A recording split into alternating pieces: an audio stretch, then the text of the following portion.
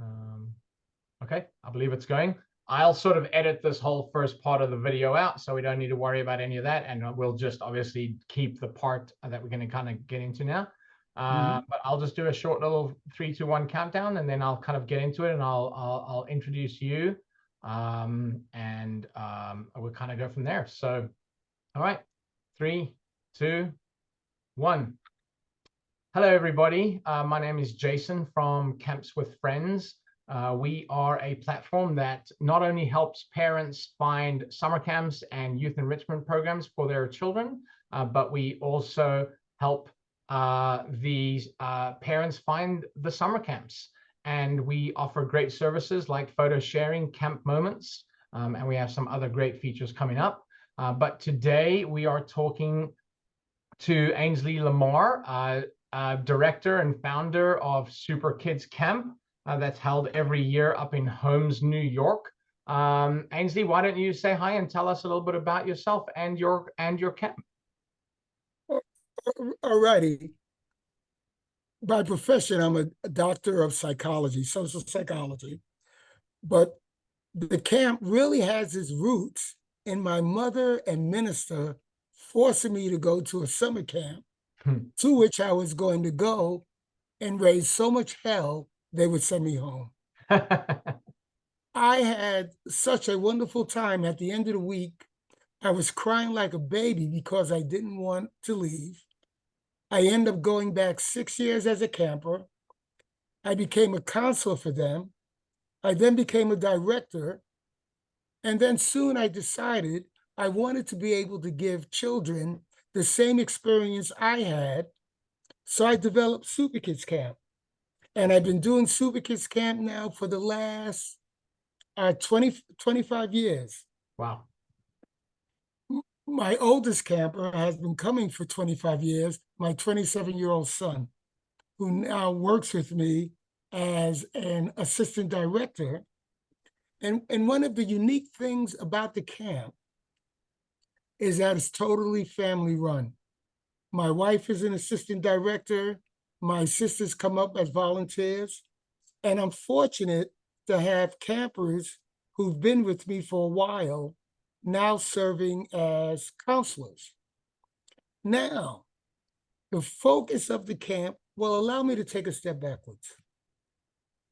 Too many of our children are impacted by negative social influences. They spend too much time indoors and much too much screen time. So the focus of SuperKidz Kamp is to use challenging activities, cooperative games, opportunities for reflection to develop young leaders who have confidence, character, and compassion. It sounds like a lot, but Jason, recently, I've been interviewing parents who've sent their grandchildren and children to the camp, and I am thrilled with how enthusiastic they are about the camp. They did have a criticism. They said it's too short, and they would love for it to be longer. And what I really appreciate is how they suggest that the way their children are doing today, and these are now adult children, was in part influenced by the experience they had at SuperKidz Kamp. Way back in the day, I used to call parents at the end of the session to ask them how their kids found the camp, how they're doing. And one grandmother said to me, "I don't know what you did up there, but my daughter has completely changed. Not only is her attitude better at home, she's doing better in school." And the young lady, who's both of her parents, she was living with her grandmother because both of her parents were in jail. She ended up winning scholarships to high schools. One mother said, "My son came home and fixed me breakfast in bed." That's really And one reason that happened at the camp, all of the cabin groups are responsible for preparing about 4 meals for the entire camp. We do that in order to help them develop skill, but more importantly, to help them learn to work together as a team. So there are 2 elements taking place at the camp. We are teaching young people to be leaders, and we're teaching them how to be good team members. right. So, Jason, I don't know whether I answered your question. Yes, yes, absolutely, you did. And so, my first question was essentially, what's the core philosophy behind SuperKidz Kamp, and how it shapes your approach to youth leadership development. And I think you nailed it. So yeah, you're obviously very passionate. I love the whole summer camp concept in the United States, and obviously it's in Canada and Europe and places like that too. But the part that is great is just how important it is to the culture. And obviously there's so many kids around the country that need this time away from home, time away from electronics, getting outdoors, all of the benefits of just getting out in the sun, the vitamin D, Absolutely. and it's really the whole culture in the United States with and around summer camps. And it's part of why we're doing what we're doing is to help the summer camps, because there's so much competition these days for kids' attention, whether it be electronics or whether it be other organizations maybe closer to home, right? But the summer camp culture of getting the kids away for either a week or a few weeks, it helps them develop independence.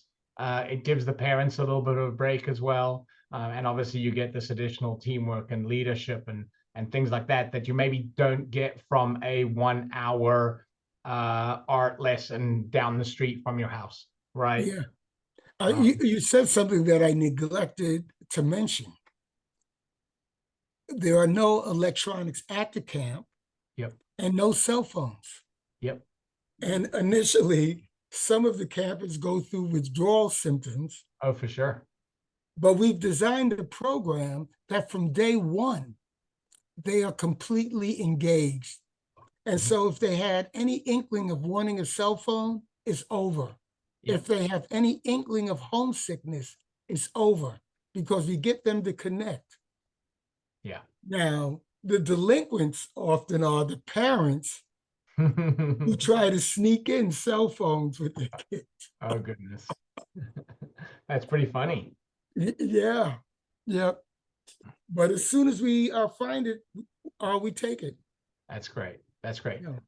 Can you talk us through maybe some of the experiences that kids can expect at SuperKidz Kamp that they maybe don't find at other camps or wouldn't necessarily experience at home? Okay. I've made a deliberate effort to make the camp all about connecting with each other.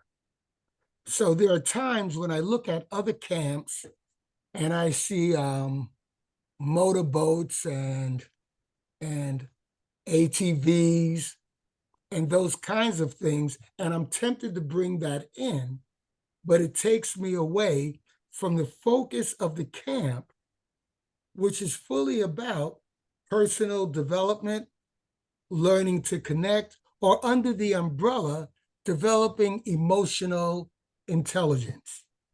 So, the camp is a wake up. If your group is doing breakfast, you're up at 7 to be in the cafeteria at 7:30. You prepare breakfast. And you know what's interesting? When I call the parents to find out what activity they enjoyed the most until we brought in the Underground Railroad, it was preparing meals. Even though preparing meals meant setting the table, cooking the food, washing the dishes, and cleaning the cafeteria before they went on. I think we underestimate how capable our young people are and how much they enjoy being engaged. Yep. Okay, so after breakfast, they will have cleanup. They need to clean up their cabins. And then we have what I call play shop number one. Play shop number one is focused on team development. And I take them through physical activities related to working as a team.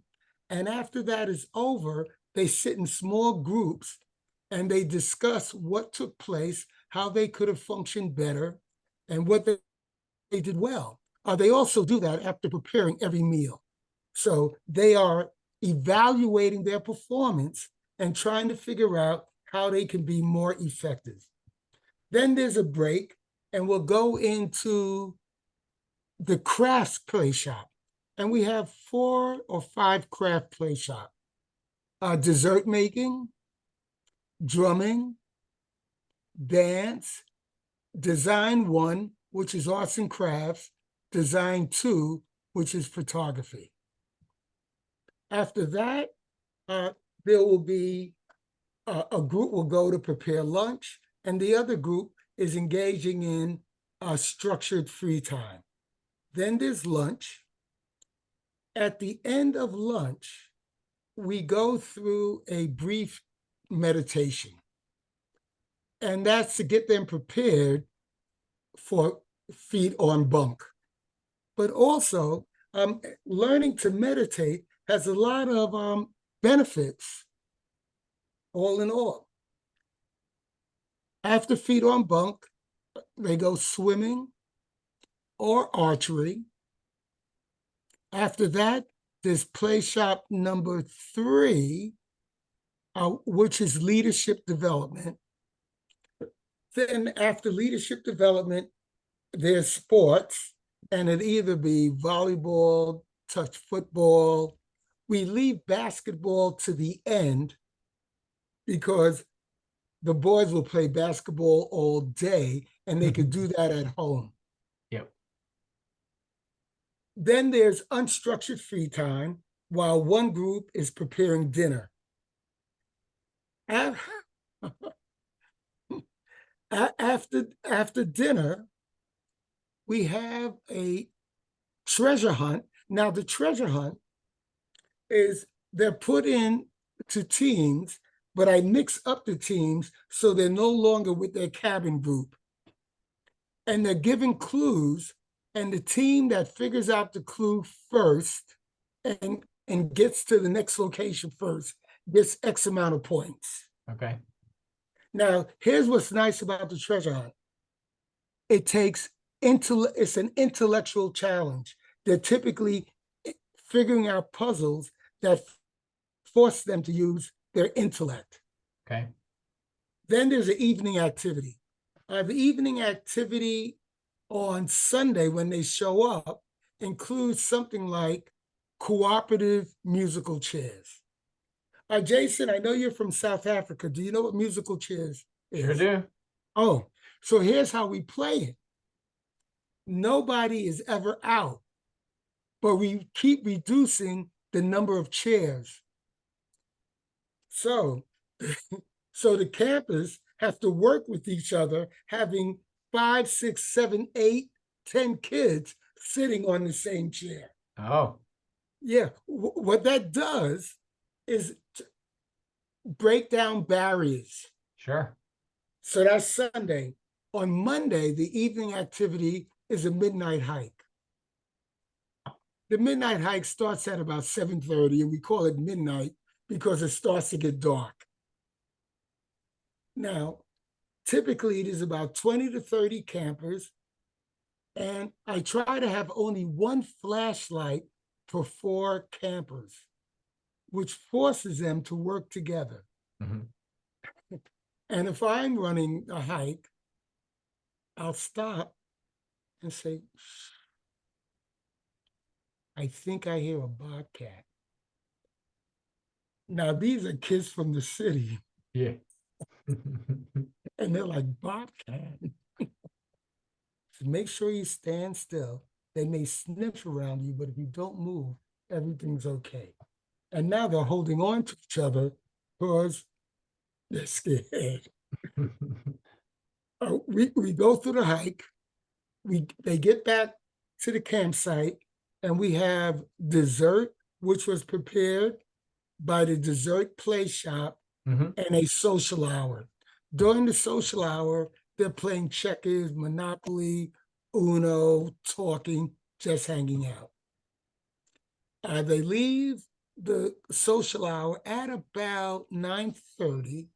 They go back to their rooms and they process the day. What went well, what didn't go well, what can we do better tomorrow, etc. So that is a typical day. Now, each day has an anchor activity. So the midnight hike is one anchor activity. The Underground Railroad, which is really manhunt under another name, is another activity. That's on Wednesday. On Thursday, we have a sleep out. On Friday, we have our closing ceremony. And often there's not a dry eye in the room. And last year, a young lady said something that really sticks with me. She said, on the first day, I was crying because I was scared. Now I'm crying because I have to go home. And then on Saturday, when the parents come to pick them up, the campus put on a show demonstrating what they've learned. And we have an awards ceremony where all of the campus get a certificate, but we also vote for the SuperKidz Camper of the Week male, the SuperKidz Camper of the Week female, and then the SuperKidz Camp team, and we send them home.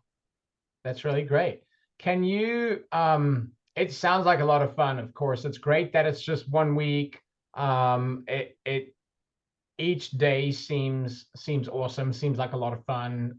It seems structured enough that everyone knows what they want to do and when they want to do it and how they want to do it, but it also sounds fun enough that all the activities just are going to be great. Yeah. Right. Can you tell me a little bit about, you told us before that you are that your facility is in Holmes, New York. How do kids and families get there? Whereabouts is it in New York? Tell us a little bit about your facility and Sure. The facility happens to be the camp my mother and minister forced me to go to 50 some odd years ago. And they get up there by car or by train. We don't provide a bus service for a couple of reasons. One, a bus service would increase the cost of the camp, and I want to keep the cost as reasonable as possible. But more importantly, I want the parents to come up to see the site and then to come up again and see their children perform. I've had parents start to weep when they see how much their child has grown. In fact, one of the parents I was interviewing a couple of days ago, her daughter was up here 10 years ago. And when she started talking about the experience her daughter had 10 years ago, she started weeping. Yeah. Yeah, that's really really great. Is your facility, is it a permanent facility? Is it open throughout the year? Oh, Just yeah. The is it facility, I rent space okay? at the Holmes Camp and Retreat Center. Okay. It's a 500-acre facility. We use sustained cabins. We'll be staying in Noonamaker, which is sort of a rustic motel. It accommodates about 64 people, has a nice sized kitchen. The camp allows us to have the midnight hike around the lake, but also a 5-mile challenge hike on Thursday, Okay. which I love it because the campers complain, but they feel thrilled after having done it. Yeah, I bet, especially, with kids coming out of essentially the cities and that kind of thing, and never having experienced that kind of thing before. Like you were talking about the bobcat story. I live in the suburbs and down here in Texas, and we have bobcats chasing rabbits all over the place. So I understand the humor behind your story, because bobcats are not that scary. But for a kid who's never seen one before, Yeah. it Doesn't even certainly know what can it be. is. It just sounds dangerous. Correct. That's great. That's great. So, yeah, I mean, so safety wise, as far as the camp is concerned, obviously that's taken care of by the retreat center, right? So they're keeping everything up to scratch.